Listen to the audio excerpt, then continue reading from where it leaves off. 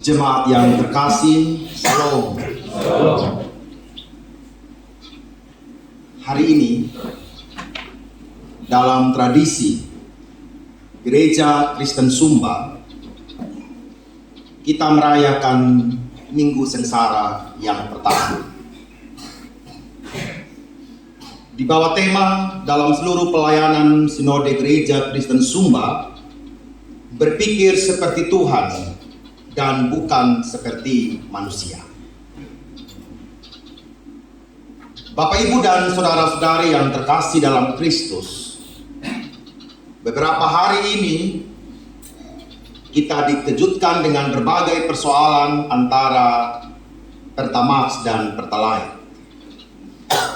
Ternyata Pertamax itu Pertalite yang tidak antri, Bapak. Tapi saya juga tidak cek begitu ya, betul tidak ya kan? Ini semua ada di depan kita. Saya cek dong, berapa sih gajinya ini kepala Pertamina ini direktur? 4,5 M gajinya. Di bawah gaji Pertamina kepala BNI 4,2 M gitu ya. Ternyata tidak cukup gitu. 4,5 M itu cukup di habis berbulan gitu ya. Jadi perlu kita cari tempat lain begitu. Persoalan kita hari ini adalah bagaimana memikirkan apa yang dipikirkan oleh Allah itu hadir dalam pikiran kita sebagai manusia. Bahwa ternyata ketika Tuhan mengatakan berikanlah kami pada hari ini makanan yang secukupnya, ternyata bagi orang-orang serakah itu tidak ada artinya kecukupan. Ya. Kalau tidak mengambil bagian orang lain, rasanya hidup ini tidak cukup. Jika Tuhan mengatakan bahwa hidup ini harus mengampuni bahkan musuh kita, bukan saja orang yang bersalah kepada kita, musuh kita, tetapi dunia ini mengajarkan kalau ada musuh, balas dia.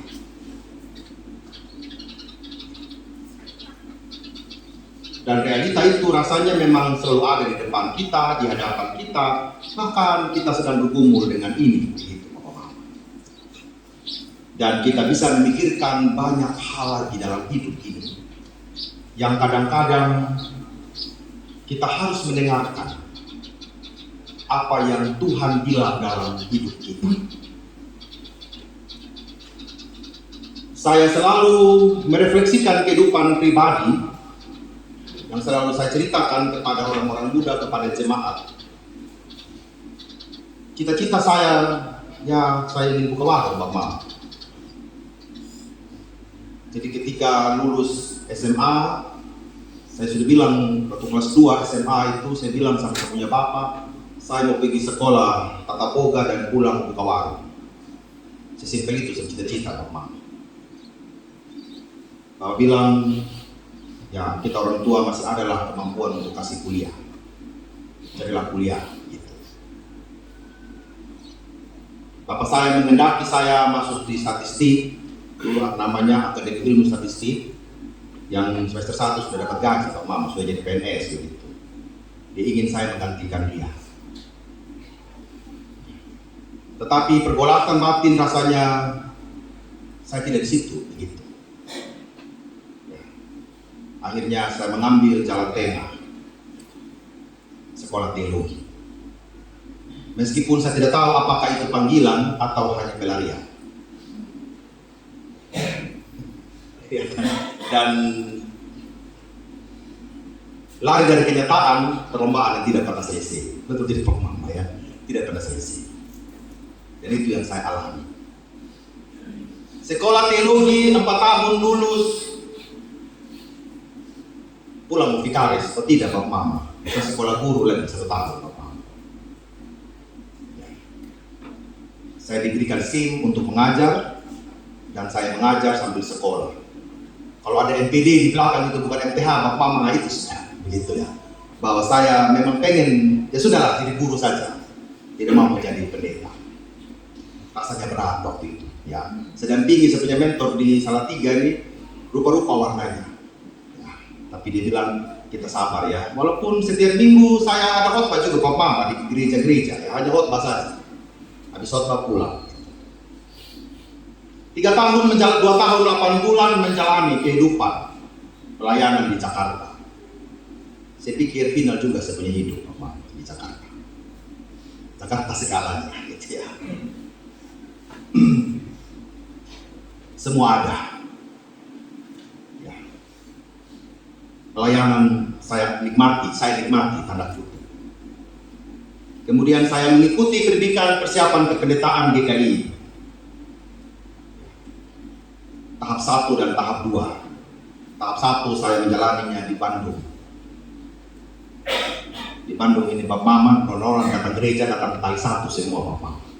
Gitu ya. Jadi sakit mata dari mimbar ya. Apalagi saya selalu dikasih jam kebaktian malam jam 7. Jam 7 itu Bapak Mama mahasiswa-mahasiswi ITB, Pajajaran, Parayangan semua Bapak Mama ya. Tapi jodohnya memang nggak ketemu juga gitu ya.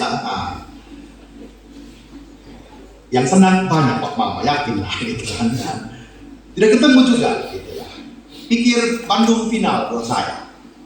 Karena kotanya dingin, adem, gerimis setiap hari dan makanannya sekeliling pastori itu makanan semua Pak Mama ya ada. Jadi makanan yang mau milih tidak laku di sana Pak Mama ya. Ya, itu dulu. Tahap kedua saya pindah ke Tuban Jawa Timur Pak Mama. Tuban Jawa Timur itu dia tradisi itu helau dengan dohau Pak Mama.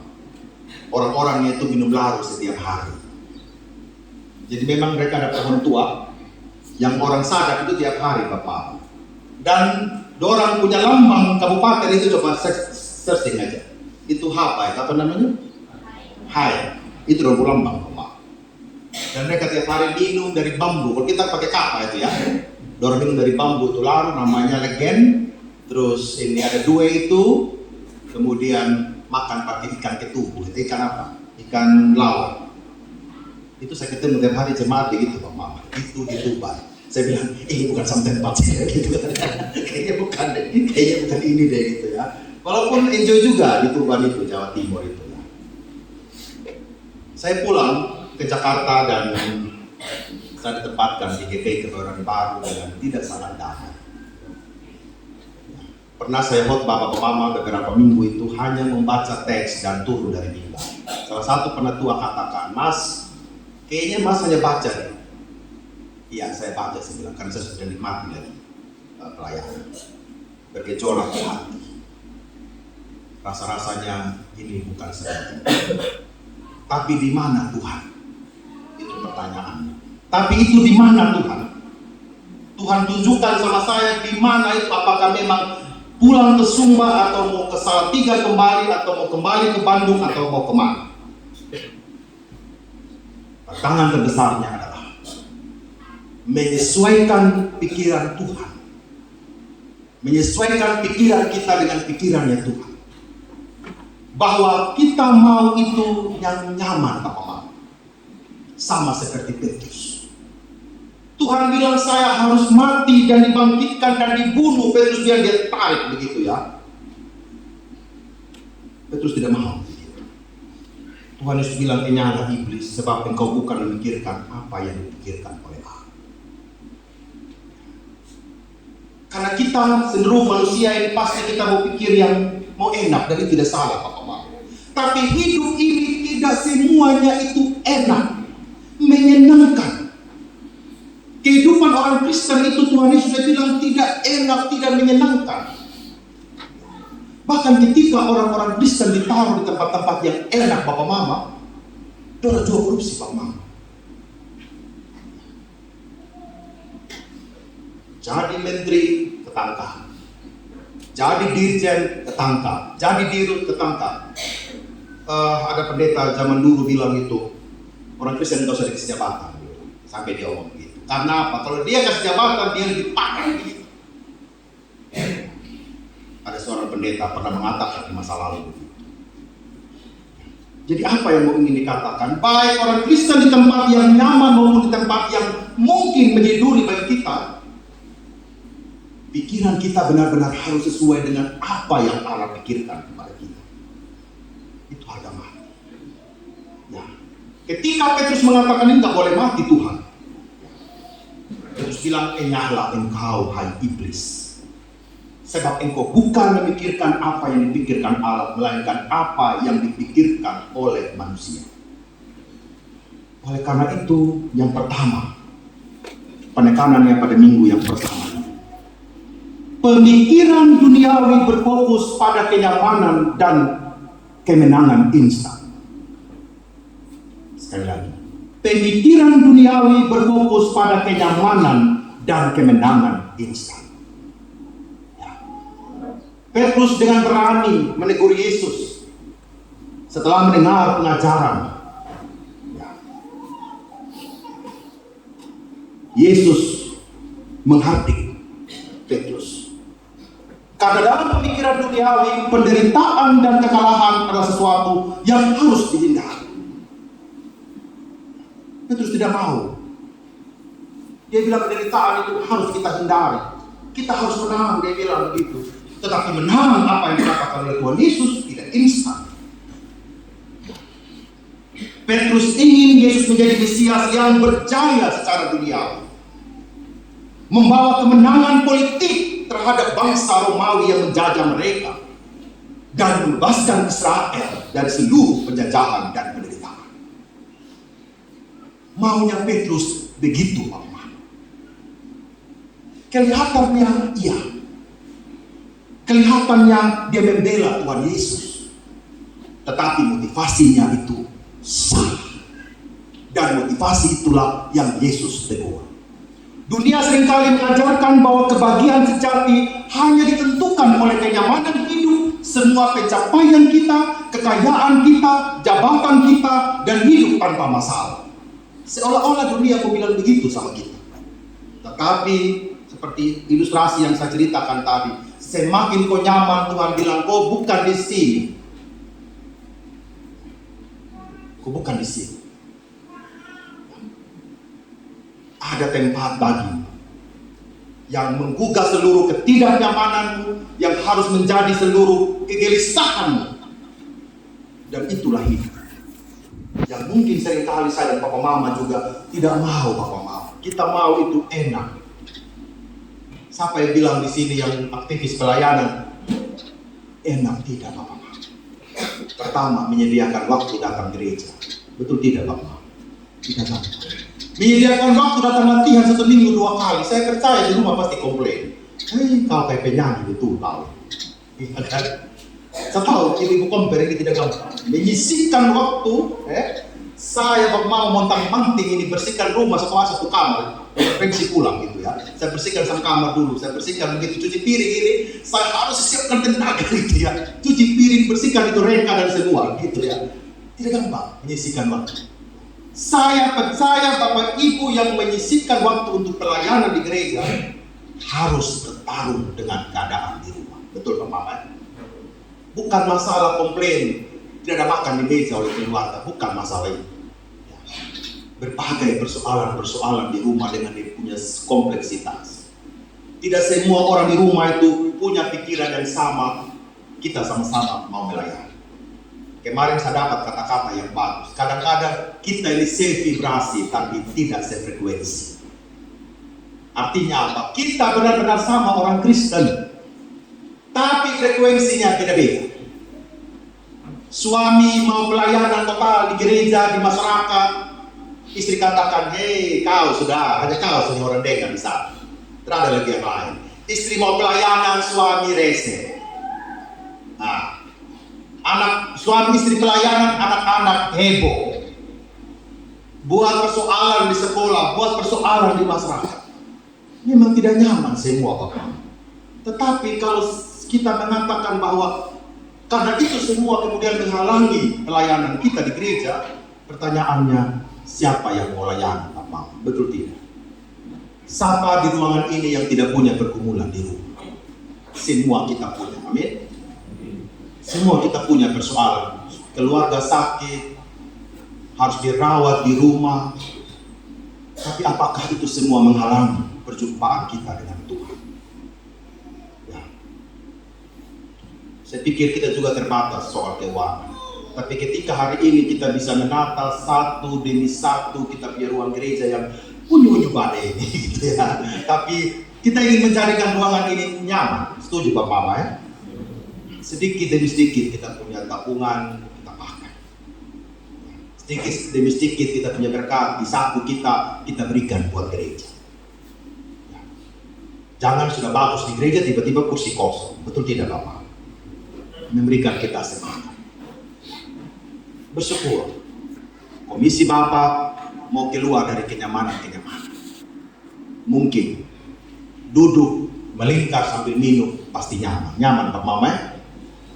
Duduk melingkar sambil koko ayam Om J bilang nyaman Pak Pendeta begitu ya. Tapi sekarang duduk koko keyboard Pak kayak datang di gereja. Mungkin keyboard lebih berat daripada ayam. Mungkin koko pancing bawa pergi di pancing ringan Bapak, tapi koko Alkitab bawa di gereja itu sangat tidak mudah. Hal yang kedua, pemikiran Allah berfokus pada salib sebagai jalan keselamatan. Salib itu melambangkan apa Papa Mama? Pemulihan antara Allah dan manusia. Palangnya yang vertikal itu menghubungkan manusia dengan Allah. Palangnya yang horizontal itu menghubungkan antara satu manusia dengan manusia yang lain. Pertanyaannya adalah, apakah saya dan Papa Mama sudah berfokus pada salib yang mau untuk memperbaiki hubungan kita dengan Tuhan, yang mau untuk memperbaiki hubungan kita dengan sesama kita, yang mau untuk memperbaiki hubungan kita dengan pelayanan kita. Lewat timban ini kami masih memanggil nona-nona, bapak-bapak, nyong-nyong, ibu-ibu yang terlibat dalam pelayanan mengajar sekolah minggu. Orang-orang muda yang mau mendampingi remaja dan pemuda. Bulan ini kita mau fokus kepada pencarian guru sekolah minggu, tim pendamping anak, tim pendamping remaja, tim pendamping pemuda. Kita yang sudah bekerja, sudah kuliah, kemudian sudah awal-awal kerja begitu ya, apa yang kita bisa memberikan diri kepada gereja? Yang kuliah, ajak dia punya adik-adik yang SMA datang bermuda. Yang sudah bekerja, yang sudah mulai karirnya menjadi tim pendamping pemuda. Kompen bergerak, anak bergerak, komisi pemuda bergerak, komisi pembangunan bergerak. Minggu ini lansia bergerak. Orang-orang muda, mari bersama fokus pada salib. Bahwa ada relasi-relasi dalam hidup ini yang harus kita bangun di punya persekutuan semakin erat. Tulisan sejarah kita dalam buku sejarah yang tulis, kita mau menjadi lilin. Masa baru ada di belakang kan? Menjadi lilin. Ketika lilin pertama, mama ibu mereka dinyalakan dulu di Manubara ini, lilin menjadi lilin di sekolah ini. Tapi rasa-rasanya hari ini, selain jadi lilin kita jadi obor. Amin. Obor itu harus kita kasih minyak. Angin makin kencang Bapak. Lilin kita nyalakan. Menjelang 9 tahun kita mau menyalakan obor ini. Orang-orang Kristen yang ada di kota Wenang. Hari Selasa kemarin kita bahas pertumbuhan antara Muslim dan Kristen tercepat di mana? Hambala dan Kamalapu. Tercepat. Oleh kelahiran maupun oleh migrasi. Datanya begitu Bapak. Jadi bukan kita omong-omong begitu. Datanya sudah benar begitu. Tidak bisa kita hindari. Yang kita bisa lakukan adalah jemaat ini harus menjadi obor itu. Yang menjadi orang Kristen untuk menyatakan bahwa saya orang Kristen yang mau menjadikan kota ini sebagai kota yang penuh dengan damai sejahtera. Kita harus keluar dari zona nyaman kita Bapak-Bapak. Komsel-komsel kita hidupkan artinya apa? Kuasa Roh Kudus ada di sana Bapak. Komsel-komsel itu kuat berarti jemaat kita kuat. kuat untuk apa? Menghadapi tantangan hidup ini. Beberapa malam ini saya keliling, warung-warung itu biasanya tutup jam 10, tapi sekarang jam 11:12 dagangan itu juga hampir tidak laku. Artinya sedang tidak gampang. Dan dalam tidak gampang ini, apa respon kita? Di kaum bapak kita sudah serukan, mari kita hijaukan pekarangan rumah kita. Pak Pendeta omong di mimbar, omong pekarangan hijau, itu menjadi himbauan. Pak Vikaris dari Ibu Mei, kayaknya kita pastori, kita tanam sayur, cukup tanam bunga. Tanam sayur, tanam tomat. Tidak ada pilihan lain, Bapak. Hari ini yang terancam, saya tidak mau lihat tinggi-tinggi. Tukang pasir pun terancam. Karena apa? Pembangunan ini hampir diserokan, dinolkan. Artinya apa? Bapak Ibu, bapak-bapak yang tukang sedang juga akan dikurangi pekerjaan. Tukang pasir yang mungkin satu hari laku 3-4 rek, mungkin 1 rek bahkan tidak laku. Dampaknya itu ke sana, Bapak. Pembangunan dinolkan artinya apa? Tukang pasir, tukang kayu, tukang batu, tukang segala macam itu akan terdampak.